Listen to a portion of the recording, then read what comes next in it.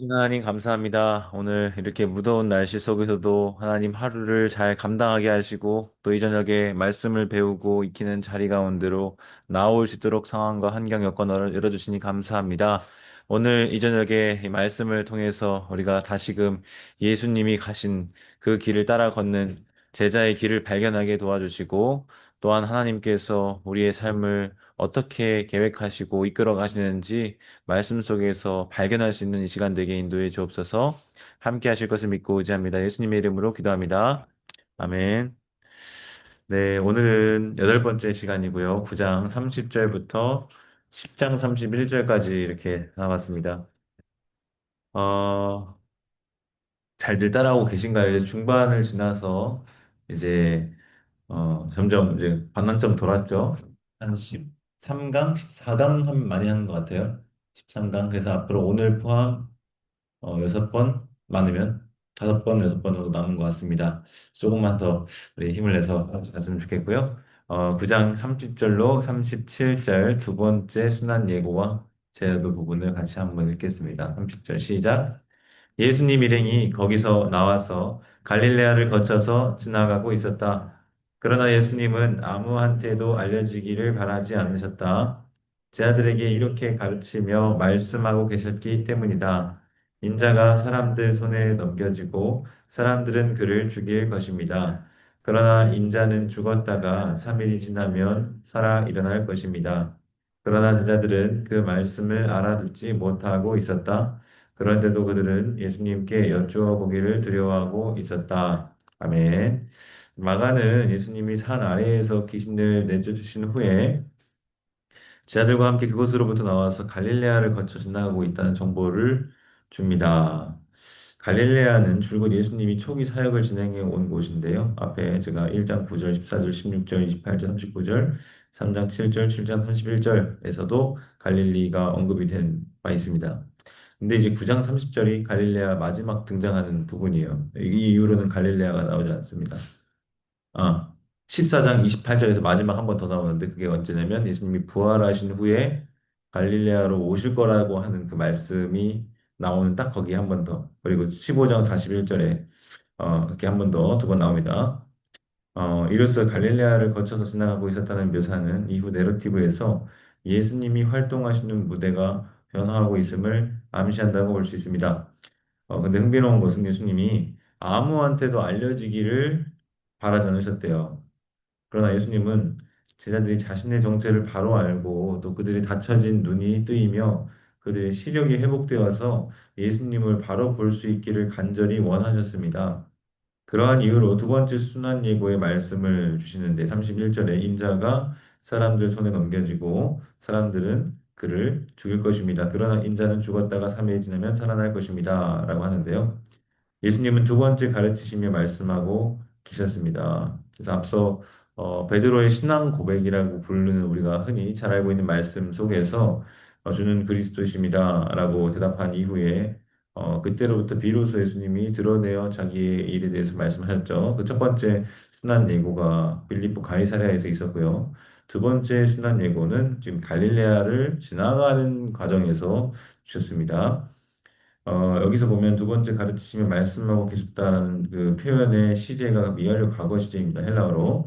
그러나 제자들은 그 말씀을 알아듣지 못하고 있었고 두려워하고 있습니다. 이것도 마찬가지로 미완료 과거 시제입니다. 예수님의 가르치시는 또 말씀하시는 동작과 제자들이 그 말씀을 알아차리지 못하는 또 두려워하는 그 동작의 문법적 시제가 미완료 과거형입니다. 제가 지난주에 어, 여러 가지 해석 방법에 대해서 소개한 거 있었는데 기억나시나요? 문맥을 통한 해석가 있고, 어, 마, 가버나움이었나? 베세다 고라신 하면서 그 신약 성경을 배경으로 하는 배경 연구 방법 하나 알려드렸고, 또 구약 성경의 배경을 근거로 해서 신약 본문을 해석하는 방법 등 여러 가지 해석 방법을 알려드린 바 있죠. 오늘은 문법적 해석이에요. 이건 이제 헬라어를 알아야 할 수 있는 것이긴 한데 사실은 우리 새한글 성경 번역에서는 최대한 그 번역을 시제가 드러나게 썼어요.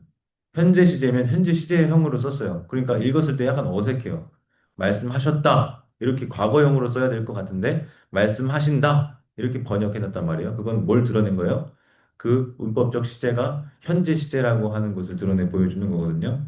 그래서 여기서도 뭔가 미완료 과거 시제의 그 특징을 살려서 번역했습니다. 단순 과거의 경우에는 그냥 하셨다, 그냥 끝나는 건데 미완료 과거 시제는 그 동작의 계속적이고 반복적인 특성을 표현하기 위해서 사용되곤 합니다. 생각해 보세요. 이야기를 전달할 때 어떤 시제가 가장 많이 쓰겠습니까? 과거형이죠. 대부분 7, 80% 이상은 단순 과거예요. 근데 그 와중에 현재 시제로 썼다? 근데 어색한데 현재 시제로 쓴 건 의도가 있는 거죠. 강조가 있고 두드러짐이 있는 것입니다. 그것보다는 조금 덜 하지만 부정과거보다는 훨씬 덜 쓰이는 미완료 과거 시제도 마찬가지예요. 의도가 있는 거예요. 그것을 사용할 때.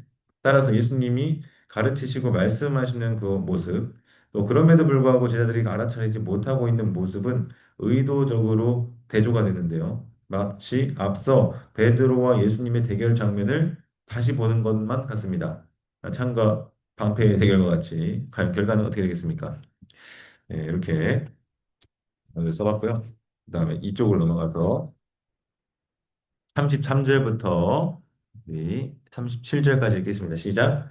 예수님 일행이 가버나움에 들어갔다. 집에 계실 때 예수님이 제자들에게 물어보셨다. 그대들은 길에서 무슨 일로 이야기를 주고받았나요? 제자들은 아무 말이 없었다. 누가 가장 큰지를 두고 길에서 서로 말다툼을 했기 때문이다. 예수님이 자리에 앉으시고는 열두를 불러놓고 그들에게 말씀하신다. 으뜸이 되고 싶은 사람은 모든 사람 가운데 꼴찌가 되어 모든 사람을 섬기는 사람이 되어야 합니다. 예수님은 어린이 하나를 데려다가 그 아이를 그들 한가운데 세워놓으셨다. 그러고는 그 아이를 팔에 안으시고는 말씀하셨다. 누구라도 내 이름 때문에 이런 어린이 가운데 하나를 맞아들이는 사람은 나를 맞아들이는 것입니다. 또 누구라도 나를 맞아들이는 사람은 내가 아니라 나를 보내신 분을 맞아들이는 것입니다. 아멘. 이어지는 장면에서 예수님 일행은 가버나움으로 들어간대요. 제가 단락마다 끊을 때 여러 기준들이 있겠지만 이 장면이 전환되는 어떤 배경적 장소가 바뀔 때마다 이 씬이 달라지는 거죠. 그러니까 우리가 드라마나 영화를 보더라도 한 씬이 이제 어떤 특정 배경과 장소에서 이루어진 다음에 그 바뀐다는 그 표시가 이제 장소가 바뀌는 거잖아요. 그런 식으로 지금 이 에피소드도 그런 식으로 구분이 됩니다. 어쨌든 가버나움으로 들어가는데 가버나움은 초기 갈릴리 사역 당시 언급된 바 있어요. 1장 22절 1절에 더러운 회당 더러운 귀신 그 회당에서 죽게 하실 때 있었고 중풍병자 고칠 때 2장 1절도 가버나움이죠. 그곳에 거점이 될 만한 집이 하나 있었던 것으로 보입니다. 1장 29절을 보면 아마도 그 집은 시몬과 안드레의 집이었을 수 있고요. 그 집은 그 안과 밖을 기준으로 외부인과 내부인을 가르는 경계 역할을 하기도 하였습니다.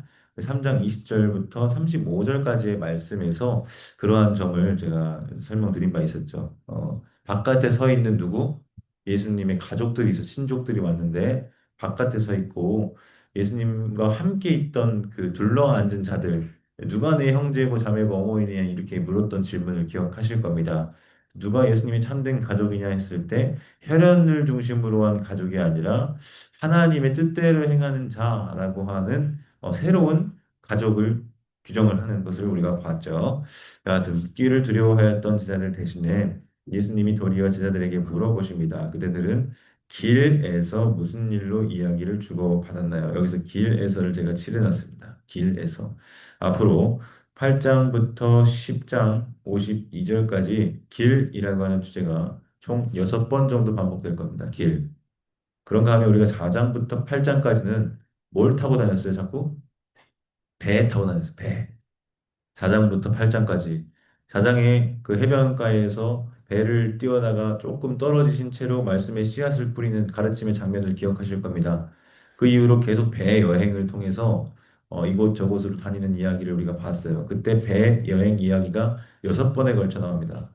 그런가 하면 8장 22절 이하로도 길 여행 이야기가 6번에 걸쳐 나옵니다. 그래서 배 여행, 길 여행. 그래서 이 길은 어떤 길이냐? 예루살렘으로 향해 가는 길입니다.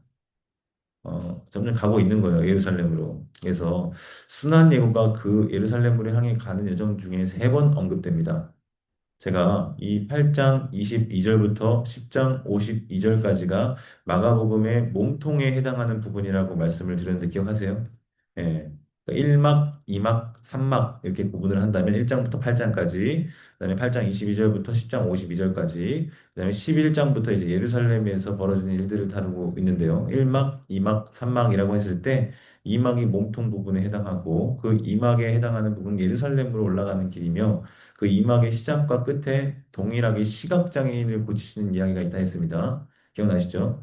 그래서 두 단계 치유를 앞에서 보았고 나중에 다음 주에 10장 46절부터 52절까지 맹인 바리메오를 고치시는 이야기를 볼 텐데 결국은 그 틀이 무엇을 보여주는가?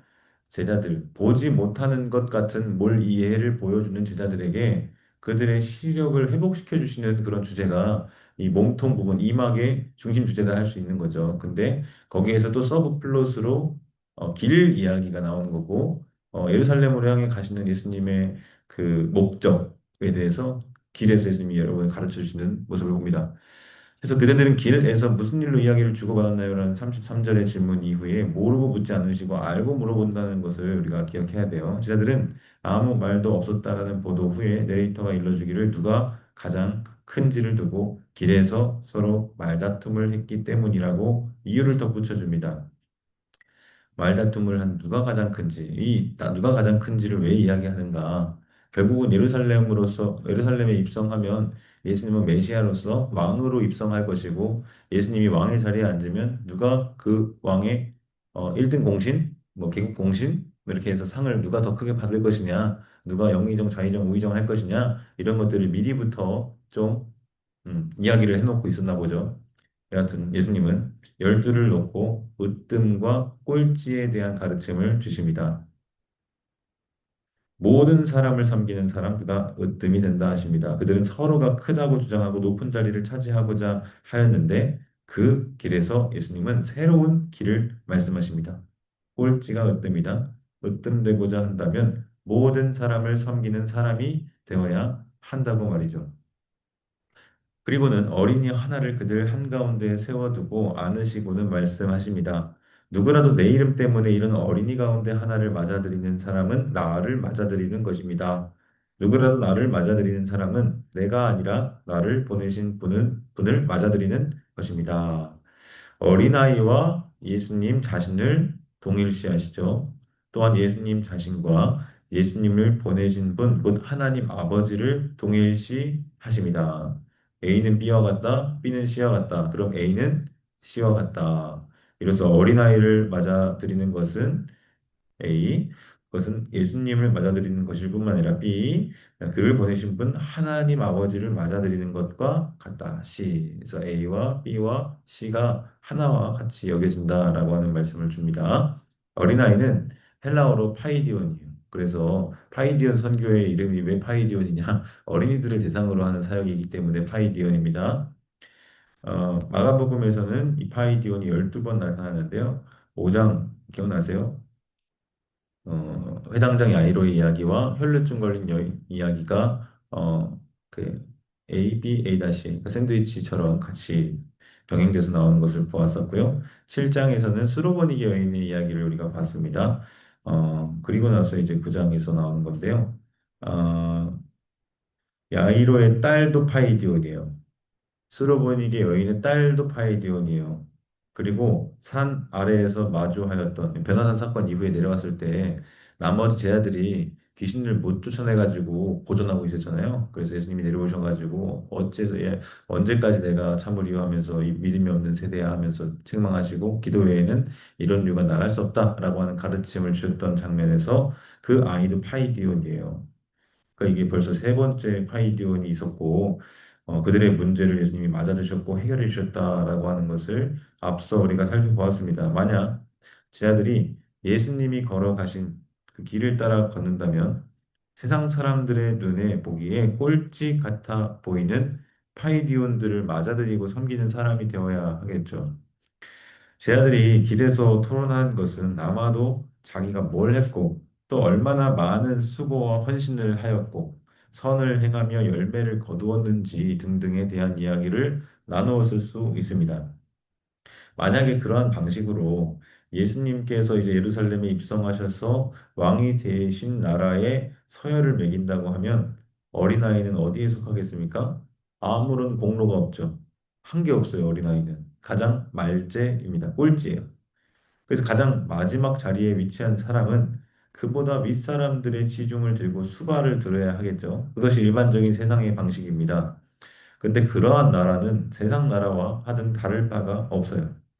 예수님, 메시아이신 예수님이 이 땅에 가지고 들어오신 하나님 나라 공동체는 세상 나라의 방식과 결코 같은 방식의 원리로 작동하지 않습니다. 이 세상의 질서와 방식은 섬김을 받으려 하고 높아지려 하고 많은 사람들 위해 왕노릇하며 군림하고자 하는 것일 수 있습니다. 그러나 예수님을 따르는 제자들이라면 세상과 같은 방식의 길을 걸어갈 것이 아니라 예수님이 앞서 걸어가신 십자가의 길, 또 환대의 길을 걸어가야 합니다. 세상에서 가장 약하고 또 비천하며 외면당하고 낮은 자리에 있는 자, 곧 어린 아이 하나를 예수님의 이름으로 영접하면 예수님 자신을 영접하신 것과 같이 여겨줄 뿐 아니라 또한 하나님을 영접하는 것과 같이 여겨주신다라고 말씀하셨습니다. 그래서 예수님의 제자는 모든 사람 가운데 가장 작고 낮은 자마저도 예수님의 이름 때문에 맞아들일 수 있어야 한다. 여러분, 아멘이세요? 네. 그러면 이제 우리가 한번 생각을 해봐야 되는 거예요. 말씀은 우리에게 이렇게 보여주고 있고, 이것이 예수님이 앞서가신 길이라고 하는데, 과연 우리는 예수님의 제자로서 그 길을 뒤따르고 있는가? 예수님의 제자 공동체인 교회는 과연 이러한 방식으로 가고 있는가? 아니면 제자들처럼 그냥 세상 방식 그대로 답습하며 가고 있는가? 우리는 그 말씀에 비추어서 우리 자신들의 모습을 또 우리 교회 공동체의 모습을 한번 돌이켜 보아야 하겠죠. 네. 그 다음에 9장 38절로 50절 두 번째 부분인데요. 여러 개로 쪼개놨어요. 일단 38절로 41절까지 한번 읽겠습니다. 시작. 요한이 예수님께 말씀드렸다. 선생님, 우리가 선생님 이름을 내세워 어떤 사람이 귀신들을 쫓아내는 것을 보았습니다. 그가 우리를 따르고 있지 않기 때문입니다. 예수님이 말씀하셨다. 그를 막지 마세요. 아무도 내 이름을 앞세워 능력을 내보이는 놀라운 일을 하고서 곧장 나를 나쁘게 말할 수 없으니까요. 우리에게 맞서지 않는 사람은 우리를 위하는 사람입니다. 그대들이 그리스도의 사람이라고 해서 그대들에게 물이라도 한 컵 주어 마시도록 하는 사람이 있다고 합시다. 아멘. 그대들에게 말합니다. 그런 사람은 누구든 보상을 절대 잃어버리지 않을 것입니다. 아멘. 요한이 예수님에게 말씀을 드렸다 합니다. 주로 이제 베드로가 많이 말하는데 요한도 얘기하네요. 예, 저번에 언제 설교 때 담임 목사님 요한일서 설교할 때인가? 보아하게 우리 아들이랑 이런 거 얘기하시면서 왜 베드로, 요한, 야고보를 데리고 따로 가셨냐? 특별 관리 대상이었다. 그런 말씀을 하셨는데 전 정말 태어나 처음 들었거든요. 근데 일리가 있는 것 같아요. 특별관리 대상이다. 수제자가 아니라 특별관리 대상. 예, 여하튼 어떤 사람이 예수님의 이름으로 귀신을 내쫓고 있는 것을 자신들이 보고는 그것을 금하였다라고 합니다. 지금 이 요한이 와가지고 말하는 동기는 무엇일까요? 예, 앞서서 누가 크냐 논쟁이 있었잖아요. 자기가 한 건 했다. 이것을 알려드리기 위함 아니겠습니까? 자신의 공적 하나를 예수님에게 말씀드리면서 뭔가 기대한 바가 있었을 것 같아요. 잘했다라든지 뭐 칭찬이나 뭔가 기대했을 것 같아요. 동기를 뭐 나와 있진 않지만요. 그 이유는 자신들을 따르지 않기 때문에 금하였다. 그러니까 요한은 예수님이 그렇게 하기를 원하실 거라고 생각한 거죠. 그러니까 이게 얼마나 뭘 이해가 있는가. 예수님 앞에 서서 지금 뭐 꼴찌와 알찌 뭐 이런 얘기 하면서 했는데 전혀 요한은 그것을 이해하지 못하는 듯한 행동을 보여주고 있는 것입니다. 그걸 자랑이라고 지금 와가지고 보고하고 있는 거죠. 예수님은 그들과 생각이 다르셨어요. 그를 막지 마세요. 우리에게 맞서지 않는 사람은 우리를 위하는 사람입니다. 저는 지금 읽으면서 드는 생각이 3장의 바알세불 논쟁 기억하세요? 예루살렘으로부터 내려온 서기관들이 예수님 보고 막 바알세불 지펴가지고 그 귀신의 힘을 내주셔서 귀신을 한다 했을 때 여러 가지 비유를 예수님 말씀하시는데 나라와 나라가 대적하여 하면 어찌 설 수 있겠느냐 하고 집과 집이 대적하면 어찌 집이 설 수 있겠느냐 이런 얘기를 하셨어요. 지금 만약에 이들이 반대자라고 하면은 하나님 나라가 설 수 있겠는가 했을 때 근데 결과적으로는 귀신을 내쫓는 역사가 일어났기 때문에 이거는 반대가 아닌 거죠. 따르지 않는다고 했을 때 적대적인 세력이 아니라 어쨌든 무리는 다르지만 같은 편을 향해서 있는 그런 어떤 사람들이라는 생각을 해볼 수 있을 것 같습니다. 또한 같은 수준의 헌신과 따름이 아닐지라도 심지어 물이라도 한 컵 주어 마시도록 하더라도 그는 그 나름의 보상을 받게 될 것이다 말씀하십니다. 제가 이 구절을 읽는데 이 앞에 있는 물이 떠올랐어요. 이 물을 한 컵 대접해 주시는 것도 보상을 나름대로 받게 될 거다. 강대상에다가 권사님들이 물 흘려주시거든요. 그것도 사실 되게 귀찮고 번거로운 일, 새벽도 그렇고 뭐 그렇죠? 여하튼 보상을 나름대로 받게 될 것이래 예수님 말씀입니다. 하여튼 감사합니다. 그리고 금하다, 막다 이렇게 이제 되어 있는데 콜리오라고 하는 단어입니다. 이거 검색해 보니까 마가복음 내에서 3번 정도 사용이 되었어요. 근데 주로 다 이 9장과 10장에 있습니다. 이 중에 10장 14절에서는 어린아이들이 예수님에게로 오는 것을 용납하고 금하지 말라는 맥락에서 사용되었습니다. 그런가 하면 앞선 단락에서는 이제 영접하는 문제를 다루었어요. 예수님의 이름 때문에 어린 아이를 영접하는 것은 예수님을 영접하는 것이고 결국 그를 보내신 분 하나님을 영접하는 것이다. 그러므로 보상을 받는다. 이렇게 했습니다. 지금 우리가 요한이 예수님 이름으로 귀신을 쫓아내는 사람에 대한 마금의 이야기를 보고 있는데 이것만 똑 떼어놓고 보는 게 아니라 지금 앞서서 어떤 이야기들이 쭉 이어져 오고 있는지를 염두에 두면서 이 말씀을 본다면 이게 이제 어린아이의 이야기들과도 무관하지 않은 거예요. 보세요. 그리스도에게 속한 자에게 물 한 잔만 대접하여도 보상을 받아요. 그쵸? 그렇다면 예수님이 제자들을 부르실 때 목적이 있었어요. 3장에서 1절부터 6절까지인가는 이제 그 뭐야 예수님을 죽일 계획을 세웠던 그 마음이 굳어져가지고 안식일 논쟁이 손 마른 사람 고친 이야기가 있었고 그 다음 이어지는 7절부터 12절 단락에서 아마 산으로 올라가셔가지고 열두를 부르시거든요. 그때 3가지 목적이 등장합니다. 첫 번째, 자기와 함께 있게 하시려고. 두 번째, 또 보내사 전도도 하고. 세 번째, 귀신을 내쫓는 권능도 가지게 하려 하심이라 이렇게 기록이 되어 있어요. 그러면 그 제자들을 부르신 목적 가운데 세 번째 귀신을 내쫓는 권능도 가지게 하려고 했을 때 지금 이 사람, 그러니까 요한이 막았던 그 사람은 얘네들을 부르신 목적에 부합한 행동을 하고 있는 거예요. 이해되세요? 그러면 그 목적에 부합하게 귀신을 내쫓는 사람은 물 한 잔만 대접해도 상을 받는다고 했는데, 보상을 받는다 했는데, 목적에 부합하게 행동한 사람은 그 물 한 잔 대접하는 것보다 훨씬 더 큰 일을 한 거 아니겠습니까? 그죠? 그럼 얼마나 더 상이 크겠어요? 그런데 그 이치를 모르고 막았다? 특별히 우리가 한 가지 더 염두에 두어야 할 맥락이 있는데요. 어떤 맥락이냐면, 아까 말씀드렸다시피 3장 7절부터 12절까지 제자들을 부르신 목적에 대해서 말씀하실 때, 제자들에게 분명히 귀신을 내쫓는 권능도 가지게 하고 귀신을 내쫓도록 이렇게 원하셨어요. 근데 제자들이 했습니까? 못했습니까? 어디서 봤죠? 변화산 갔다가 내려온 장면에서 못 쫓아내고 있었잖아요. 그랬던 제자들의 모습을 우리가 기억한다면 귀신을 내쫓지 못하고 쩔쩔매고 있던 제자들보다야 오히려 이 이름 없이 등장하고 있는 요한으로부터 금지를 당했던 이 사람은 도리어 칭찬을 받을 만한 사람이 아닙니까? 어, 그럴 것 같아요. 예, 이렇게 쓰고 있지는 않지만 맥락상 그런 해석이 충분히 가능합니다. 그런데 문제는 제자들의 반응과 태도예요. 예수님이 보실 때는 아마 그 사람이 더, 상이 클 것 같은데, 제자들은 그게 못마땅한 거죠. 왜? 지금 이들은 머릿속에 어떤 생각이, 누가 크냐, 누가 더 공이 크냐, 이런 얘기들을 지금 하고 있는 와중이었잖아요. 작은 자를 실족하게 합니다. 우리랑 같이 무리지어 다니지도 않는 주제에 감히 예수님의 이름을 사용하고 심지어 귀신까지 내쫓다니 다시는 그 일 하지 말라고 말하였습니다.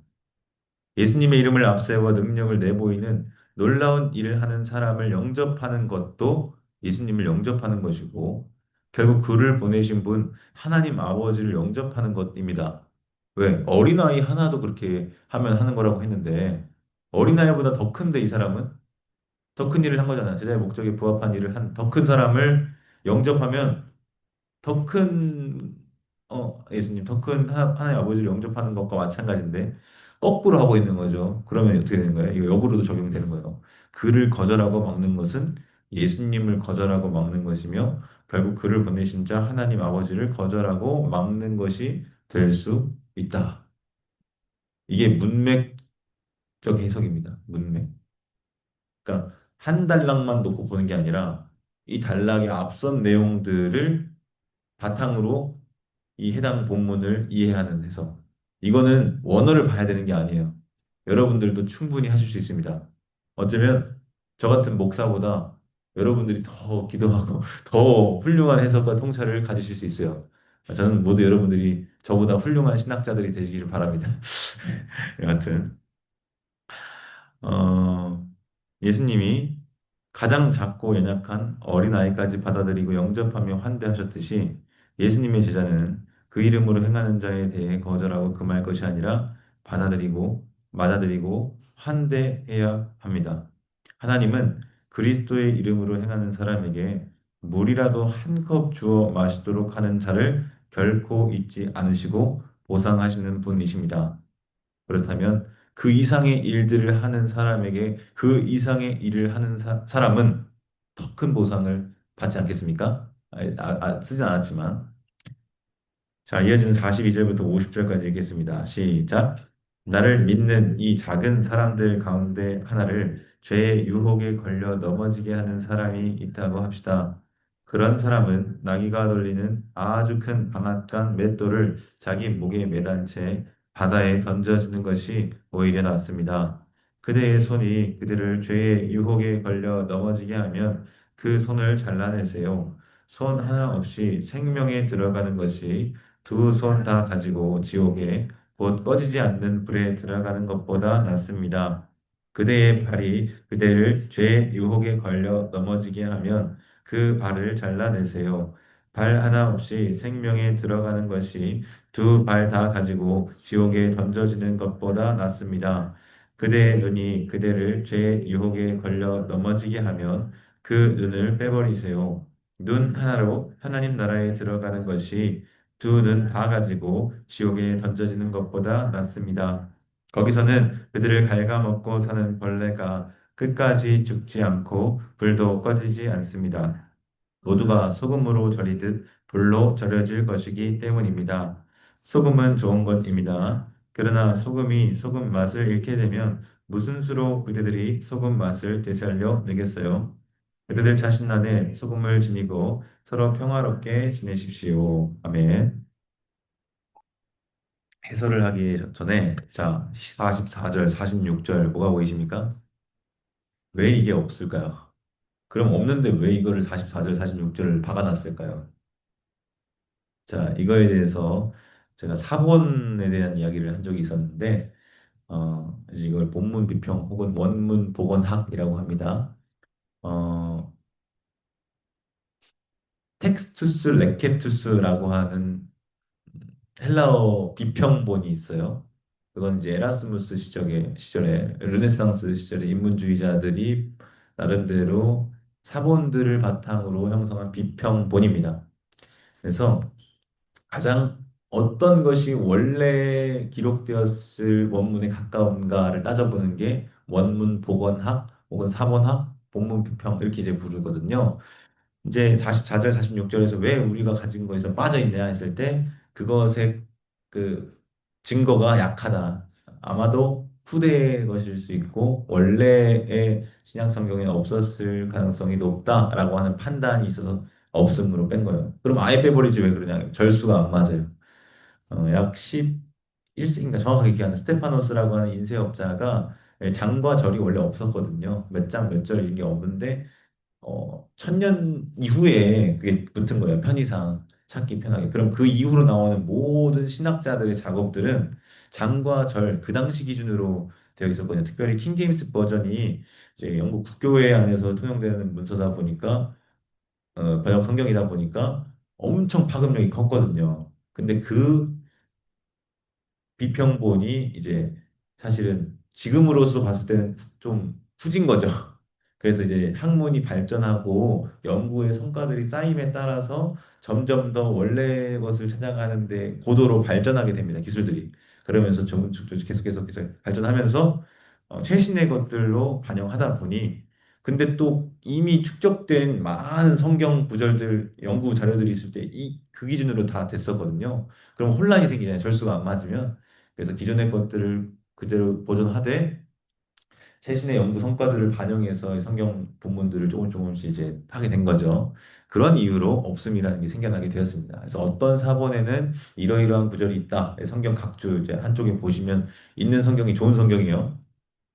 그러나 이제 그 사본이 과연 진짜 있었던 것인가에 대해서는 아까 말씀드린 것처럼 원문 복원학 혹은 본문 비평이라고 하는 연구를 통해서 본문을 확정할 필요가 있죠. 그래서 일단 말씀 보존학회라고 하는 그런 이제 이상한 집단이 있어요. 그래서 거기서 뭐라고 하냐면 개역개정 성경은 사탄의 성경이다. 그래서 킹제임스 버전 성경이 하나님의 오류가 없는 정확한 말씀이고 그 외에 나머지 성경들은 틀리다라고 하는데 그것은 사분학적으로 전혀 근거 없는 소리입니다. 도리어 거꾸로예요. 개역 개정 성경의 비평본의 그 수준이 훨씬 높습니다. 그래서 그런 것들을 솔직히 학계에서는 누구나 다 아는 건데 성도님들의 입장에서는 잘 모르기 때문에 또 목회자들도 이걸 전문적으로 연구하거나 공부를 제대로 하지 않으면 이걸 대항하거나 반박할 능력이 모자라거든요. 그러다 보니까 유튜브에서 세를 얻어요. 막 몇십 몇 명 이렇게 하면은 조회수가 곧 힘이 되는 거예요. 사실과 관계없이. 그래서 그런 부분들에 대해서 인지를 하고 계시고 개혁 개정의 수준이 더 높다라는 것을 인지하시면 좋겠습니다. 예, 그래서 킹제임스 버전은 오히려 이전 거예요. 과거에서. 여하간 예수님은 자신을 믿는 작은 사람들 가운데 하나를 죄의 유혹에 걸려 넘어지게 하는 사람을 언급하시는데요. 어쩌면 제자들의 모습과 닮아 있어요. 지금 앞에서 단락에서 우리 뭐 봤습니까? 금지하고 있었잖아요. 금지. 뭔가 걸려 넘어지게 하는 것과 이 제자들의 모습과 닮아 있어요. 그들은 예수님의 마음과 뜻을 잘 헤아리지 못한 상태예요. 그러니까 요한이 칭찬받을 줄 알고 가가지고 목사님이 아니라 예수님 제가 막았어요. 잘했죠. 칭찬을 기대하고 왔는데 도리어 혼났죠. 예수님의 마음과 뜻을 잘 헤아리지 못한 상태 그만큼 그러한 죄가 중대한 죄고 큰 잘못이라고 하는 점을 말씀을 하시는데 그게 어느 수준으로 강조해서 말씀하시냐면 마치 이스라엘 백성들이 출애굽하던 때에 이스라엘 백성을 뒤쫓던 파라오와 그의 군대가 홍해 바다에 빠져 죽었던 것을 연상하는 표현들이 나오는 거예요. 바다에 던져지는 것이 이렇게 했을 때 오히려 낫다라고 말하잖아요. 죄의 유혹에 걸려 넘어지게 하는 일은 심히 중대한 죄입니다. 그러니까 홍해를 기준으로 구원과 심판이 동시적으로 일어나거든요. 이스라엘 백성은 구원받았죠. 홍해를 건너므로. 근데 그 같은 홍해에서 파라오와 그의 군대들은 수장되었죠. 심판이 같이 일어난 거란 말이에요. 그러면 지금 구원받은 백성 편에 속한 게 아니라 적대 세력이고 수장당하고 심판당했던 자들의 위치를 지키는 거예요. 누구를? 걸려 넘어지게 하는 사람을. 다시 말하면 예수님의 제자인데 걸려 넘어지게 했다? 그럼 구원받은 백성의 편이 아니라 그 반대편에 위치시키는 그런 효과가 있다라는 거예요. 이건 제 개인의 해석입니다. 다른 사람들 그렇게 본지 모르겠어요. 연구하다가 알게 됐는데. 제 유혹에 걸려 넘어지게 하는 일은 심히 중대한 죄다. 심지어 현재형으로 이 단어가 쓰여서 제가 아까 말씀드렸죠. 대부분은 과거형이라고 했어요. 70% 80% 이상이. 현재형은 10% 안팎이에요. 그 행동이 단회적이지 않고 지속적이고 반복적인 행동으로 묘사하는 거예요. 뭐가? 걸려 넘어지게 하는 일. 그거를 그 실수로 걸려 넘어지게 한 게 아니라 계속 걸려 넘어지게 하고 반복적으로 걸려 넘어지게 하는 것이 현재 시제형으로 쓰였을 때 읽힐 수 있는 하나의 독법인 거죠. 예수님은 그러한 죄의 근원을 뿌리까지 뽑아내고 차라리 손 하나 없든지 눈 하나 없든지 발 하나 없는 상태로 하나님 나라에 들어가는 것이 낫다라고 하십니다. 온전한 신체로 지옥에 던져지는 것보다 최악은 없기 때문에. 그다음에 이어지는 구절들을 보면 지옥에 대한 묘사가 있어요. 이제 이걸 이제 헬라어는 게헨나라고 했는데 여러분 흰놈의 골짜기라는 표현을 하십니까? 구약에서 그 흰놈의 골짜기를 옮길 때 게헨나라고 했어요. 게는 땅이고 헨나는 흰놈일 거야 아마. 여하튼 그 흰놈의 골짜기가 심판당한 장소 그 땅을 떠올리는 단어가 게헨나인데 이걸 번역할 때는 지옥이라고 하는 거예요. 지옥. 그래서 지옥에 대한 묘사가 이어지는데 그것은 그들을 갉아먹고 사는 벌레가 끝까지 죽지 않고 불도 꺼지지 않습니다. 마치 소금으로 절여지듯 그곳에 던져진 자들도 불에 절여집니다. 여러분, 소금은 짠맛을 내죠. 그러한 소금은 좋은 것입니다. 왜? 짠맛을 내는 기능이 제일 맞게 짠맛을 내는 거니까 좋은 거죠. 그러나 맛을 내지 못하는 소금은 좋은 것이 아니에요. 그 제 기능을 발휘하지 못하니까. 진정한 예수 제자는 소금이 맛을 내듯 어디를 가든지 누군가를 걸려 넘어지게 하거나 실족하게 만드는 자가 아니라 그 반대죠. 도리어 붙들어주고 넘어지려고 하는 사람 붙들어주고 잡아주고 넘어지지 않게 세워주고 그래서 화목을 이루고 평화를 이루는 것이 소금이 맛을 냄과 같이 제자됨을 이루는 길인 거예요. 그러므로 잠깐만. 그러므로 요한을 비롯한 제자들처럼 자기네들 안 따라온다고 함부로 대우하거나 배척하는 일은 예수님이 가르치신 말씀과 정반대의 모습인 거죠. 교회도 마찬가지입니다. 교회인데 실족하게만 한다? 그것도 현재형으로 쓰여가지고 계속적이고 반복적이고 지속적으로 실족하게 만든다? 과연 그게 교회냐? 소금이 맛 잃은 소금이 있듯이 좋은 것이 아닌 거죠, 그거는. 좋은 것은 소금이 짠맛을 내는 것이고, 좋은 제자는 제자로서 화목을 이루고 화평을 이루는 것. 그것이 좋은 제자인 거예요. 그것이 하나님 나라, 곧 영원한 생명 속으로 들어간 자의 삶이며 예수님의 길을 따르는 제자의 삶이자 교회가 나아가야 할 길인 것입니다. 이어서 10장 1절부터 12절 이혼에 대한 가르침 함께 읽겠습니다. 시작. 예수님이 거기서 일어나셔서 유대아 지역과 요르단 건너편으로 가신다. 무리가 다시 예수님께로 모여든다. 늘 하시던 대로 예수님이 다시 그들을 가르치셨다. 그러자 바리새파 사람들이 다가와서 남편이 아내와 갈라서도 되는지를 예수님께 여쭈었다. 예수님을 떠보려는 것이었다. 예수님이 되물으셨다. 모세는 당신들에게 뭐라고 명령했습니까? 그들이 대답했다. 허락했습니다. 모세는 갈라선다는 증서를 써주고 갈라서라고 했습니다. 예수님이 그들에게 말씀하셨다. 당신들 마음이 굳어져 있음을 생각해서 모세가 이 계명을 당신들에게 써 주었습니다. 창조의 맨 처음부터 하나님이 남성과 여성으로 그들을 지으셨습니다. 이런 까닭에 남편 될 사람이 자기 아버지와 자기 어머니를 떠나 자기 아내 될 사람과 어우러져서 살게 될 겁니다. 그들이 하나의 몸이 될 겁니다. 그래서 더는 둘이 아니라 하나의 몸입니다. 그러므로 하나님이 멍에를 함께 매게 하신 것을 사람이 떼놓지 않아야 합니다. 집에서 제자들이 예수님께 이 일을 두고 다시 여쭈었다. 예수님이 대답하신다. 자기 아내와 갈라서고 다른 여자와 결혼하는 사람은 누구라도 바람을 피워 자기 아내를 등지는 것입니다. 또 아내가 스스로 자기 남편과 갈라서고 다른 남자와 결혼하면 바람을 피우는 것입니다. 아멘. 또 장소가 바뀌는데요. 1절을 보시면 유대아 지역과 요르단 건너편으로 가신다 합니다. 거기서 일어나신 예수님은 이제 거기로 유대아 지역 및 요르단 건너편으로 가시는데요. 무리는 또 다시 예수님에게 모여듭니다. 예수님도 다시 그들을 가르치십니다. 다시 빨린이라고 하는 단어인데요. 빨린. 마가는 이 팔린 다시를 여러 차례 사용합니다. 2장 1절에서 13절에서 3장 1절에서 3장 20절에서 4장 이렇게 쭉쭉 엄청 많이 썼죠. 근데 이 중에서 제가 기억하는 다시가 있어요. 제가 아까 말씀드렸다시피 이막의 처음과 끝은 시각장애인을 고치시는 이야기가 있다고 했잖아요. 그 중에 첫 번째 시각장애인을 고치실 때 두 단계 치유를 붙였습니다. 한 방에 완전히 보게 못하고 한 번 한 다음에 다시 손을 얹어서 처음 얹었을 때는 사람들을 보나이다 나무 같은 것들이 다니는 것을 걸어 다니는 것을 봅니다라고 했고 그 다음에 다시 얹었을 때는 완전히 보게 되었다 모든 것을 밝히 보게 되었다라고 하는 표현이 있었어요. 거기서 다시가 기억나요. 다시. 거긴 다시인데. 이에 근육에 다시 안수하심에 그가 주목하여 보더니 나아서 모든 것을 밝히 보는지라. 예수님은 시각장애인의 두 눈에 다시 두 손을 얹어서 고치셨어요. 마찬가지로 예수님은 다시 가르치셔서 그들의 몰 이해와 무지를 깨우쳐 깨닫게 하시고자 하십니다. 제자들도 징하지만 예수님도 징합니다. 포기하지 않는 거죠. 아직도 깨닫지 못하냐? 내가 언제까지 너희와 함께 있으며 언제까지 너희들에게 알려주랴 하시지만 말은 그렇게 하시고서는 다시 가르치셔요. 그게 예수님의 헤세드인 것 같아요. 한결같은 사랑. 지난 주일에 시편 136편 그 인자하심이 영원하미로다라고 했을 때 그 인자하심은 헤세드고 그 헤세드는 새한글 성경에서 일관되게 한결같은 사랑이라고 번역했어요.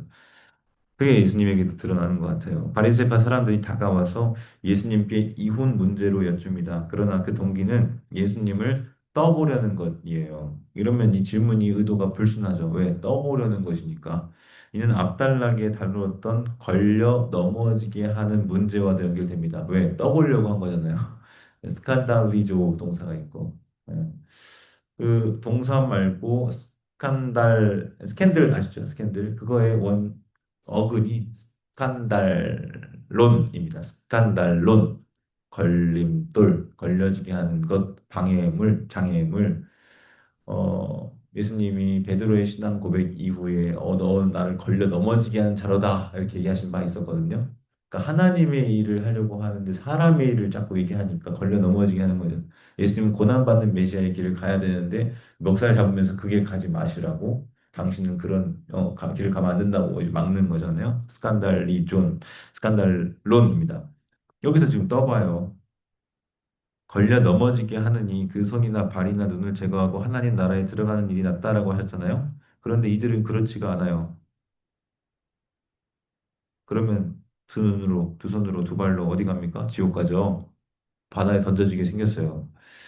예수님은 모세가 무엇라 가르쳤는지를 되물으셔요. 그러자 그들은 대답합니다. 이미 알고 있는 거죠. 아는 걸 왜 물어? 모세는 허락했다라고 말하면서 증서 써주고 갈라서면 된다고 말합니다. 그것이 그 당시 유대인들의 전통이었어요. 그리고는 예수님은 이러한 가르침이 하나님의 본연의 뜻이 아니고 너희들의 마음이 굳어져 있음을 생각해서 모세가 어쩔 수 없이 허용해 준 것이다라는 말씀을 덧붙이세요. 원래부터 그렇게 하고자 하신 것이 하나님 뜻이 아니라는 거죠. 그러면서 원래적인 하나님의 뜻, 곧 창조의 원리를 제시하십니다. 하나님은 남성과 여성으로 사람을 지으셨고 그들이 부모를 떠나 하나의 몸이 되어 살아가도록 함께 멍에를 매게 하셨다는 창세기 2장의 말씀을 넌지시 일깨워 주십니다. 바리새파 사람들은 모세의 권위를 빌어서 이혼의 문제를 제시하며 하나님의 뜻이 무엇이었는지를 죄송합니다. 모세의 권위를 비워 이혼 문제를 접근하고 그것을 다루고자 하였습니다. 그러나 예수님은 하나님의 창조 질서와 가정의 원형을 제시하시며 하나님의 뜻이 무엇이었는지를 분명히 드러내십니다. 분명한 것은 하나님이 짝지어 주신 것을 사람이 나누지 못한다 했습니다. 그런데 사람들의 굳은 마음으로 인해서 모세가 예외적인 상황에 대해서 이혼 증서를 써주고 갈라설 수 있는 어떤 계명을 준 거죠. 규칙을 준 거죠. 원리를. 근데 그 상황은 고려하지 않은 채 그 가능성만 놓고 모세가 허락했다 이렇게 해버리는 거예요. 그것을 파고들어서 이용하고자 한 자들이 있었던 것이죠. 하나님이 창조 때 허락하신 결혼 관계는 하나님이 맺어주신 것으로서 한 남자 한 여자가 만나 한 몸을 이루는 것이었는데 이것을 깨뜨리고 반대된 가르침을 조장하는 것은 하나님의 계명을 지키는 것이 아니라 도리어 어기는 길입니다. 예수님이 가르치시는 바가 무엇입니까? 단지 이혼하지 말라는 말씀입니까? 이 말씀은 약자에 대한 보호를 가르치는 교훈입니다. 갑자기 이혼 문제에서 왜 약자에 대한 교훈이에요? 라고 나올 수 있어요. 잘 보세요. 당시 1세기 유대 사회 속에서 이혼할 수 있는 권리는 남자에게만 있었습니다. 여성은 철저히 약자였습니다. 아마 아예 없진 않았을 건데 남성이 이혼을 할 수 있는 그것보다 훨씬 더 엄격하고 복잡한 단계로 거쳐야 여성이 이혼을 할 수 있었을 거예요, 아마. 그러니까 이게 철저히 약자였어요. 남편의 권위와 보호를 떠나서는 홀로 살아갈 수 없는 이가 바로 여성인데 생계 활동도 보장이 되지 않았는데 그러한 약자인 여성에 대해서 당시 유대법에 따르면 무슨 일이든지 잘 보세요. 남편의 마음에 들지 않으면 쫓아내고 새로운 아내를 들일 수 있다는 무지막지한 그리고 말도 안 되는 법이 있었습니다. 그래서 미시나라고 하는 유대 문헌이 있어요. 2세기 이후의 유대 문헌인데요. 그 전통이 거슬러 가면 예수님 당시까지 올 수 있기 때문에 비록 그 문서 자체는 2세기의 문서라고 하더라도 그것이 담고 있는 전승은 더 앞서갑니다. 거기에서 심지어 요리를 하다가 음식을 태워 먹어도 이혼의 사유가 된다고 기록을 하고 있어요. 말이 됩니까? 근데 그게 기록이 되어 있어요.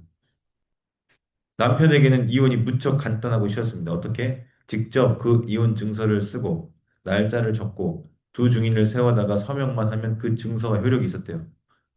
이처럼 팔레스타인 유대인 남편들은 사실상 어떠한 사유로든지 간에 이혼을 할 수 있었다.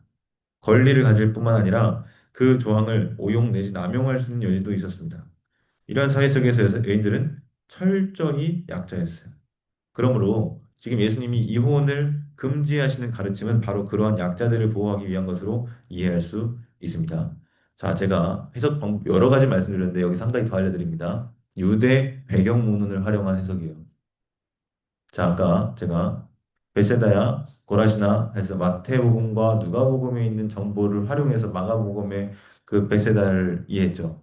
그리고 구약 성경의 어떤 특정한 어떤 배경들을 바탕으로 마가복음을 이해했죠. 지금은 이 이혼 문제를 이야기할 때 구약을 넘어서서 유대 배경 문헌인 미시나라고 하는 문헌에 이러이러한 조항들이 있다, 이혼과 관련된 규정들이 있다라는 것을 배경 정보 삼아서 마가복음을 이해하는 데 해석의 도구로 삼았어요.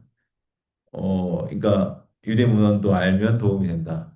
심지어 외경이라고 하는 문헌과 심지어 위경이라고 하는 문헌과 뭐 정경만 읽으면 되지 우리에게 있는 성경 66권만 읽으면 되지 그런 문서들을 왜 읽냐? 불경하다라고 하는 것을 넘어서서 그것도 그 당시의 역사적인 배경을 담고 있는 자료들로서 어느 정도 가치가 있다. 이렇게 이제 생각을 하면 성도님들이 다 읽을 필요는 없어요. 근데 연구하는 자들은 적어도 그것을 익숙하게 알고 있으면 도움이 되죠. 여하튼 여러 가지 알려드렸습니다. 지금 굉장히 거의 뭐 제가 아는 모든 방법 다 알려드리는 것 같아요. 본문 비평, 문법적 해석, 역사적 해석, 문맥 해석, 구조 해석, 여러 가지 하여튼 많이 알려드렸습니다. 예수님의 길을 따르는 제자들은 이처럼 약자들을 보호하고 그들의 인권을 지키는 역할을 감당해야 합니다. 이혼을 금하신 예수님의 가르침은 오늘날도 여전히 약자인 어린이를 보호하는 역할을 하기도 합니다. 왜 그렇습니까? 많은 어린이들이 오늘날 이혼으로부터 고통받고 있습니다. 이들을 보호하기 위해서라도 이혼은 바람직하지 않습니다. 그런가 하면 거꾸로요. 이혼을 함으로써 약자들을 고통에서 해방시키는 경우도 있어요. 이혼을 하지 않으면 고통이 지속되고 약자들을 보호하지 못하는 상황이 있을 수 있습니다. 그러면 모세가 예외적으로 허용했다고 하는 그 이혼 관련된 내용은 어쩌면 여기에 그렇게 적용할 수 있는 거예요. 하나님이 짝지어 주신 것을 사람이 나눌 수 없다 하여서 고통을 극심하게 받고 있는 그 상황에서 풀어주지 않는다고 하면 그건 오히려 악이죠. 그러니까 그런 경우에서는 모세가 말한 이혼 증서를 써서 갈라서게 하는 것을 예외적으로 적용할 수 있는 거죠. 근데 그 원인은 무엇이다? 하나님이 그렇게 계획하신 게 아니라 사람의 마음이 완악하여서 그런 문제로 이렇게 예외적인 상황이 있는 거죠. 그러나 강자의 특권을 위해서 행해지는 이혼, 이것은 결코 정당화될 수 없다. 그러니까 이 말씀 한 구절 한 구절이 지금 다 기독교 윤리학이에요, 거의. 그렇죠?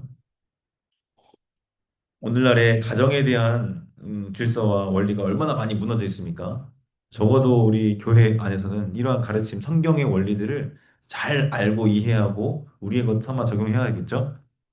특히 남성이나 다른 여성과 재혼하기 위한 목적으로 이혼하는 거, 이건 예수님의 가르침에 의해서 명백하게 어긋나고 금지되는 일이라는 것을 우리는 기억해야 합니다.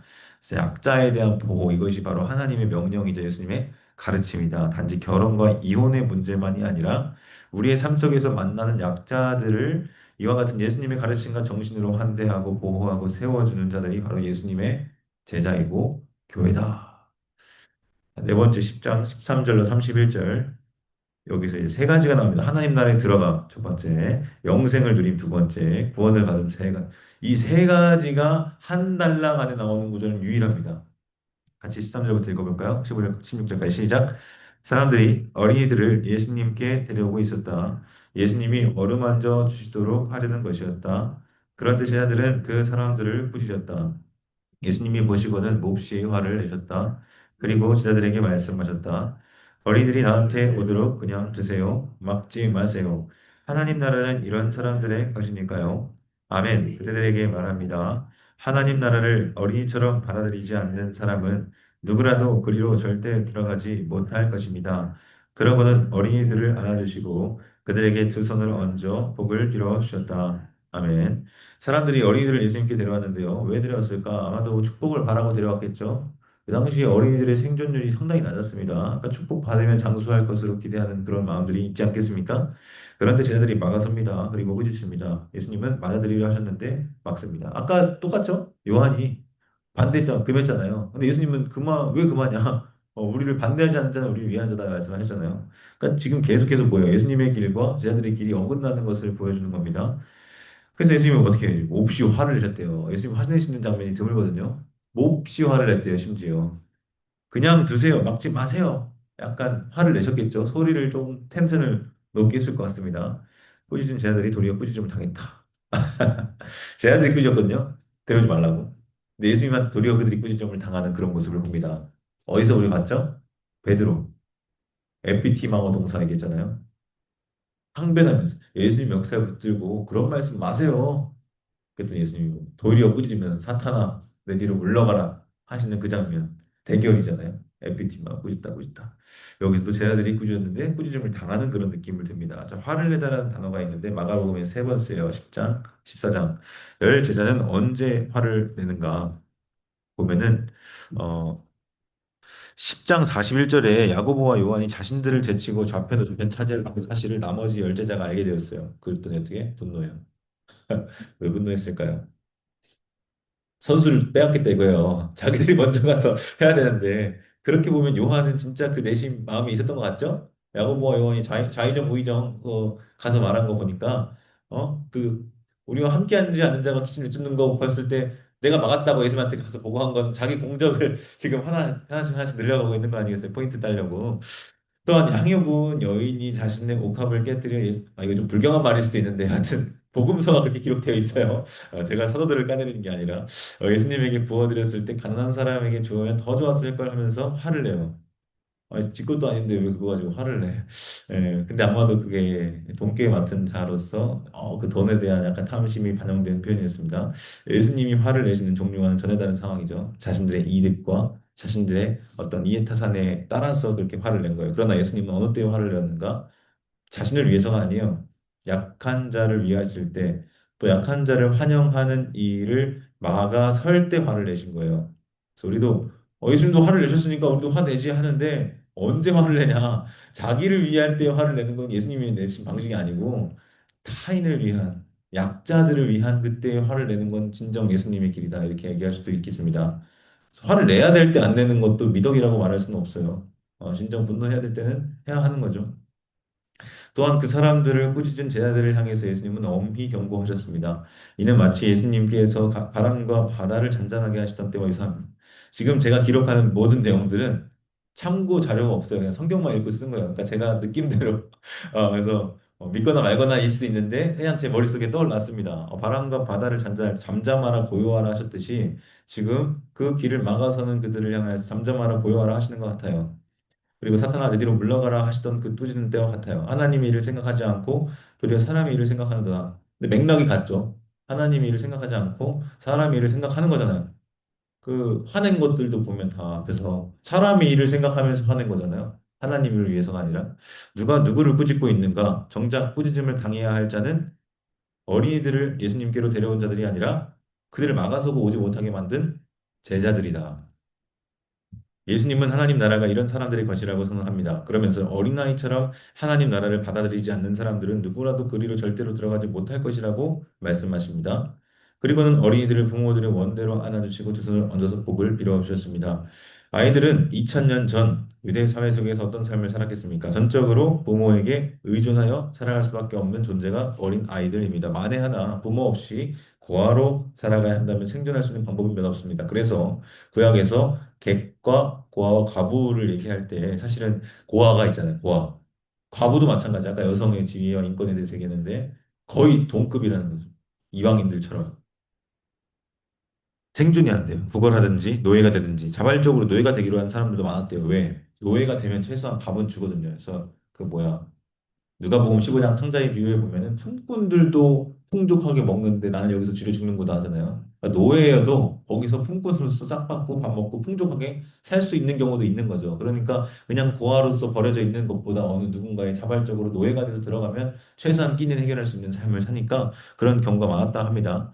가난하고 가진 것 없는 자들의 처지와 형편은 말로 다 할 수 없을 만큼 비참했을 것입니다. 그러한 상황에 어린아이들은 더더구나 생존이 쉽지 않았겠죠. 또한 쉽게 유기되어 버려지곤 했습니다. 영아유기 엄청 많은 한 문화였어요. 인권이 오늘날처럼 보장되지 않았던 시대의 아이들은 곧 그 자체로 약자이자 소외된 자였을 것이다. 지금 계속해서 약자에 대한 얘기 나오죠. 이혼 증서 이야기도 마찬가지고 지금 어린이들 이야기도 마찬가지고 사람의 일과 하나님의 일은 서로 다른데 마찬가지로 제자들이 가려던 길과 예수님이 가려던 길이 달랐습니다. 제자들은 도대체 무엇을 따르고 있는 것인가요? 예수님의 길은 약자들의 자리로 내려가는 길입니다. 그런데 제자들의 길은 으뜸이 되고자 하는 길입니다. 이게 동상이몽이에요. 그렇지 않습니까? 예루살렘으로 향해 가는 길이라고 했죠. 자, 가자마자 뭐 될 걸 기대하는 거예요. 예수님이 왕위의 자리에 등극하고 자신들은 개국 공신으로서 영의정, 좌의정, 우의정 높은 자리 한 가닥 할 것으로 기대하고 있는 거죠. 예수님의 길은 약자들을 위한 길이고 낮아지는 길인데 서로 다른 꿈을 꾸고 가고 있어요. 으뜸이 되고자 하고 있어요. 그러한 길의 어린이들, 그 약자들은 별로 보탬이 안 돼요. 왜? 힘으로 다스리는 나라인데 어린이는 약하잖아요. 그러나 예수님은 하나님 나라가 이런 자들의 것이라고 말씀하십니다. 그러한 자들과 함께하는 것이 예수님의 길이고 하나님 나라로 들어가는 길이라고 하셔요. 오늘날 교회는 어떠한 길을 가고 있는가? 예수님의 제자된 교회는 두 갈래 길 중 어느 편의 길을 선택하여 걷고 있는가? 손 하나 잘리고 발 하나 사라진 채 생명에 들어가는 것이 두 손 두 발 다 가지고 지옥 들어가는 것보다 낫다 하셨는데 설령 약자들로 인해서 손해를 보고 피해를 입을지언정 그들을 받아들이고 영접하는 자세가 필요하지 않을까? 또한 어린이처럼 부모의 인도를 받아 온전히 따르는 자들이야말로 하나님 나라에 들어가는 자다. 여기 써봤어요. 동의가 되십니까? 이 문장 쓰는 거 쉬운데 지키면 사는 건 또 쉽지 않죠. 여하튼 17절부터 읽겠습니다. 시작. 예수님이 길을 나셨을 때 한 사람이 달려와서 무릎을 꿇고 여쭈었다. 선한 선생님, 제가 무엇을 해야 영원한 생명을 받아 누리겠습니까? 예수님이 그에게 말씀하셨다. 나를 왜 선하라고 하나요? 하나님 한 분 말고는 아무도 선하지 않습니다. 계명들을 그대가 알고 있습니다. 사람을 죽이지 마라. 배우자 아닌 사람과 잠자리 하지 마라. 도둑질 하지 마라. 거짓 증언하지 마라. 속이지 마라. 너희 아버지와 어머니를 받들어 모셔라. 그가 말했다. 선생님, 이 계명들은 어려서부터 다 지켰습니다. 그러자 예수님이 그를 찬찬히 보시고 사랑스럽게 여기셨다. 그래서 그에게 말씀하셨다. 그대에게 빠진 것이 하나 있습니다. 가서 그대에게 있는 것을 다 팔아 가난한 사람들에게 주세요. 그러면 그대가 하늘에서 보물을 차지할 겁니다. 그리고 이리로 와서 나를 받으세요. 그는 이 말씀에 충격을 받고는 괴로워하면서 떠나갔다. 그에게는 모은 재산이 많았기 때문이다. 아멘. 제가 이거 그냥 읽어도 시간이 다 갈 판에 토를 너무 많이 달아가지고 시간이 많이 드는데 최대한 빨리 해보겠습니다. 17절부터 새로운 에피소드로 이어지는데 길을 나섰을 때 한 사람이 달려와서 무릎을 꿇고 여쭙니다. 여기서 길이 다시 한번 나오죠. 호도스를 나올 때마다 주목하라 했습니다. 6번 정도. 선한 선생님, 제가 무엇을 해 영생을 받아 누리겠습니까? 했는데 일단 자세부터 어떻습니까? 잠재적으로 예수님을 따를 가능성이 있는 제자로 기대가 됩니다. 왜 그래요? 예수님께 무릎을 꿇었던 사람들이 앞서 몇 명 있었는데 병자나 그의 가족, 귀신들입니다. 그런데 이 사람처럼 질문자가 무릎을 꿇는 모습은 이번이 처음이에요. 그는 영생 얻는 길을 묻습니다. 그런데 무엇을 해야 하는지를 묻습니다. 여기서 우리는 생각할 때 질문이 좀 잘못됐다는 것을 생각할 수 있는데 예수님은 질문이 잘못되었다고 반박하지 않고 계명들을 나열하십니다.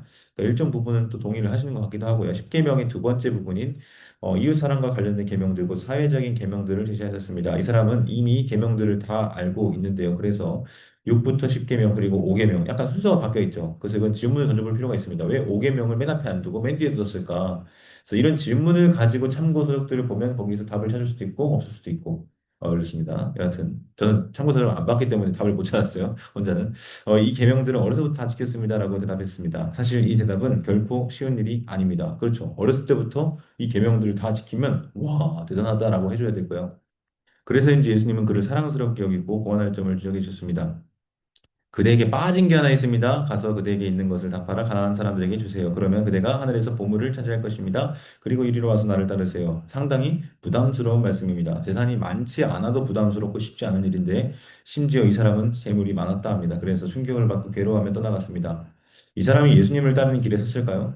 본문 속에서는 충격을 받고 괴로워하며 떠나간 이유로 모은 재산이 많았기 때문이라고 소개합니다. 즉 재물에 대한 탐심, 놓지 못하는 마음이 그로 하여금 예수님을 따르는 길에서 벗어나게 하였습니다. 이것은 사장에 나오는 네 가지 밭에 떨어진 비유에 보면 어, 길가, 돌밭, 가시떨기? 길가, 가시떨기, 돌밭인가? 하여튼 세 번째 밭에 해당하는 경우라고 할 수 있겠습니다. 그동안 쌓아왔고 이루어왔던 율법 준수의 결과로 자신이 부와 축복을 받은 사람이라고 하는 이 패러다임, 이 틀을 벗어나지 못하는 거예요. 그 내려놓지 못하고 어린아이와 같은 마음으로 만약에 주님이 말씀하신 그대로 팔아가지고 나눠주고 따랐다면 그래서 어 영생을 얻었을 것이고 하나님 나라에 들어갔을 것인데 그러나 그는 어린아이와 같이 하나님의 나라를 받아들이지 못함으로 그렇게 하지 못했다. 그래서 예수님이 길에서 나가실 때 그 길에서 이런 일이 일어났다는 것을 기록하고 있습니다. 어, 앞에서 어린아이와 같이 받아들이는 것을 또 여기서 연결한 사례죠. 자, 23절 이하 읽겠습니다. 시작. 예수님이 둘러보시고 제자들에게 말씀하신다. 쓸 재산 많은 사람들이 하나님 나라에 들어가기가 얼마나 어려운지요. 제자들이 예수님의 말씀에 놀랐다. 그러자 예수님이 이어서 제자들에게 다시 말씀하신다. 자녀 여러분, 하나님 나라에 들어가기가 얼마나 어려운지요. 낙타가 바늘귀로 빠져나가는 것이 부자가 하나님 나라에 들어가는 것보다 쉽습니다. 제자들이 너무나 놀라 그러면 누가 구원받을 수 있습니까? 하고 서로 말했다. 예수님이 그들을 찬찬히 보시고서 말씀하신다. 사람으로서는 할 수 없지요. 그러나 하나님은 그렇지 않아요. 하나님은 모든 것을 하실 수 있기 때문입니다. 아멘. 제가 아까 이 장 소제목에다가 하나님 나라에 들어감, 영생을 얻음, 구원을 받음 이 세 가지를 같은 개념으로 일치겠죠? 그것이 유일하게 이 내러티브에서 나타난다고 말씀드렸습니다. 보세요. 그 사람이 와가지고 물은 질문은 영생을 얻으려고 하는 질문이었어요. 어떻게 하면 영생을 얻겠습니까? 근데 예수님이 지금 여기서 말씀하실 때 하나님 나라에 들어가는 이야기를 하세요. 자, 그 다음에 제자들이 놀라면서 말하는데 뭐라고 말합니까? 하나님 나라에 들어가기가 이렇게 어렵냐라고 말하지 않고 구원을 누가 받을 수 있습니까? 라고 물습니다. 그러면 처음에 와서 물어본 사람의 질문, 영생을 얻는 길, 예수님의 답변, 하나님의 나라에 들어가는 것, 제자들의 반응, 구원을 누가 얻겠냐? 이 세 가지가 따로따로가 아니라 하나죠. 이해되시죠? 그러니까 우리가 여기서 그 힌트를 받을 수 있다. 영생, 구원, 하나님 나라. 이게 같이 연결되어 있다. 근데 쓸 재산이 많은 사람들이 들어가기 어렵대요, 더더구나. 음. 낙타가 바늘길 빠져나가는 마냥 어렵다. 아니, 오히려 그에 비하면 그게 더 쉽다라고 말할 수 있을 정도로 합니다. 그러니까 제자들이 당연히 물어보죠. 누가 그럼 구원받겠냐? 사람은 할 수 없다 대답하십니다. 그러나 하나님은 그렇지 않다. 그럼 이거 된다는 거 아닌가는 거예요. 둘 다 얘기해야 되는 거예요. 사람은 안 된다. 하나님은 된다. 그럼 할 수 있는 거예요. 하나님은 모든 것을 하시는 겁니다. 마지막 구쪽입니다. 여기서 한 가지 중요한 연결을 발견하시는데 예수님께 달려와 질문했던 그 사람은 이게 방금 설명했던 그 내용이죠? 네. 패스하겠습니다. 어, 자, 영생을 얻으려면 가난한 사람을 위하여 자신의 재산을 다 팔아야 됩니다. 여섯 줄입니다. 이것은 곧 죽음과도 같습니다. 자기가 평생에 율법을 어렸을 때부터 지켜보면서 지금까지 쌓아올린 것을 포기하라고 죽음과도 같아요. 자기를 부인하는 일입니다. 그러나 그렇게만 한다면 하늘에서 보물을 차지할 것이다. 사람은 할 수 없을지 모릅니다. 그러나 하나님은 모든 것을 하실 수 있기에, 즉 모든 것을 하실 수 있는 하나님은 부자가 자신의 모든 재산을 팔아 가난한 자에게 주고 예수님을 따름으로 하늘에서 보물을 차지하게 하실 수 있다. 그래서 복음서에서 그 예로 주어진 사람이 누구예요? 삭개오예요, 삭개오. 누가복음 19장에. 세리장, 부자. 그것이 그에 대한 인물 묘사인데 그가 뭐라고 얘기합니까? 절반을 팔아서 주고 토색한 것이 네 배 갖고 이렇게 하는 거예요. 그러니까 예수님 다 팔려고 했는데 절반 팔았는데도 이 집에 번이 이르렀다. 이 사람도 아브라함의 가정이다 얘기했으니까 반만 팔면 되겠네?가 아니라 그 마음을 얘기하는 거죠. 마음을. 여하튼 구원을 받는 것, 영생을 얻는 것, 하나님 나라에 들어가는 것은 어쩌면 인간 스스로의 힘과 능력으로는 이루어낼 수 없는 일입니다. 그러나 분명한 것은 하나님께는 그렇지 않다는 거예요. 하나님은 모든 것을 하실 수 있다. 그러므로 우리가 할 일은 그저 어린이와 같이 하나님 나라를 받아들이는 일입니다. 소유냐, 예수님이냐, 재산이냐, 예수님이냐. 이 사람은 소유를 포기하지 못해서 예수님을 따르는 길로부터 벗어났습니다. 그러나 진정 영생 얻는 길은 예수님을 따르기를 포기한 데서는 찾을 수 없어요. 소유를 포기하더라도, 아까 뭐예요? 눈 하나 포기하더라도, 손 하나 포기하더라도, 발 하나 포기하더라도, 온전한 채로 지옥 가는 것보다 그거 포기하고 하나님 나라 들어가는 게 낫다라고 했잖아요. 마찬가지예요. 소유를 포기하더라도 하나님 계명을 지키고 예수님을 따르는 길에 구원받아 하나님 나라에 들어가면 영생을 누리는 삶이 있다 하면 따를 거냐, 왔던 길로 되돌아갈 거냐 질문을 하게 되죠. 마지막입니다. 28절부터 시작. 베드로가 예수님께 말씀드리기 시작했다. 보십시오. 우리야말로 모든 것을 버려두고 선생님을 따랐습니다. 예수님이 말씀하셨다. 아멘. 그들에게 말합니다. 집이나 형제나 자매나 어머니나 아버지나 자녀나 농토를 나를 위해서 또 복음을 위해서 내려놓은 사람이 있다고 합시다. 그런 사람은 지금 이 시대에 집과 형제와 자매와 어머니와 자녀와 농토를 100배로 받을 것입니다. 비록 뒤쫓기는 괴롭힘도 받겠지만은요. 그리고 오는 세상에서는 원한 생명도 받을 것입니다. 으뜸이었다가 맨 끝이 되고 맨 끝이었다가 으뜸이 될 사람이 많을 것입니다. 아멘. 있다고 합시다 했는데 많을 거래요. 많을 거다. 예. 베드로는 자신들이 바로 모든 것을 버려두고 예수님을 따른 장본인들임을 말씀드립니다. 보세요. 우리가 그렇게 했지 않습니까? 그 말은 뭐예요? 우리 하늘에서 보아, 그 영생, 하나님 나라 구원 주십시오. 뭐 이런 의미죠. 근데 예수님 말씀하세요. 이런 사람은 지금 이 시대에 이렇게 받을 것입니다. 자, 우리는 항상 그 복과 그 은혜를 미래로 미뤄두는데 이 예수님의 말씀에 따르면 내세에 받을 복도 분명히 있어요. 영원한 생명이라는 복이 있는데 지금 이 시대에 현세에도 받을 복이 있다는 거예요. 심지어 100배. 놀랍지 않습니까? 근데 여러분 우리는 어때요? 현실은 맞나? 정말 맞나? 이런 생각이 들 때가 있잖아요. 그럼 누가 맞아요? 예수님이 틀려요? 우리가 그러니까 뭐둘 중에 하나 틀린 거예요, 분명히. 잘 봐야 되는 거죠. 덧붙이신 뒤쫓기는 괴롭힘만 많이 받는다고 느끼는 때도 있어요. 하지만 예수님 말씀이 참된다고 고백을 해야죠, 우리가. 그죠? 그 믿는다고 따라오는 건데, 이 말씀이 우리 가운데 실제로 성취된 것을 볼 수 있어야 됩니다. 근데 여러분, 이 말씀은요, 약속은요, 교회를 통해서 우리 가운데 이루어졌어요. 생각해 보세요. 우리가 포기한 집, 형제, 자매, 어머니, 아버지, 자녀, 농토와 비교할 수 없을 만큼의 많은 형제와, 뭐야, 자매, 어머니, 아버지, 제가 이런 오타를. 어, 그리고 자녀와 땅을 우리에게 허락하셨어요. 어디 안에서? 교회 안에서. 우리가 속한 교회는 그 자체로 복이에요. 아멘이십니까? 양옆의 지체도 복이에요. 함께하는 공동체가 복이에요. 우리는 그 복 가운데 감사할 수 있고 누리며 살아갈 수 있습니다. 특별히 하나님의 계명이 실천되고 완성되고 성취된 공동체가 바로 교회예요. 예수님을 따른 제자들의 공동체가 교회예요. 그래서 우리는 그 안에서 참된 생명과 은혜의 복을 함께 받아들입니다. 맨 끝이 던 자도 으뜸되고 으뜸이 던 자도 맨 끝이 되는 자들의 모임, 심지어 많은 그것이 바로 교회입니다. 끝입니다. 8분 오버해서 죄송합니다. 기도하고 마치겠습니다. 사랑의 하나님 감사합니다. 오늘 이 밤에 특별히 우리 마가복음 8강의 시간을 통하여 이 하나님의 나라에 대해서 특별히 예수님의 그 순환의 길과 제자들의 삶에 대해서 보고 듣고 나누게 하시니 감사합니다. 비록 우리 연약하지만 사람으로서는 할 수 없으나 하나님은 모든 것을 할 수 있기에 그러므로 하나님이 연약한 우리를 도우셔서 그와 같은 구원과 영생과 하나님 나라의 길을 걸어갈 수 있도록 이끄시는 줄 믿습니다. 그분께 의지함으로 나아가는 우리 모두가 되게 하시고 특별히 우리 양옆에 허락하신 지체들 한 사람 한 사람이 하나님께서 우리에게 현세에 허락하신 복임을 믿고 감사하며 함께 누리게 도와주옵소서. 예수님의 이름으로 기도합니다. 아멘.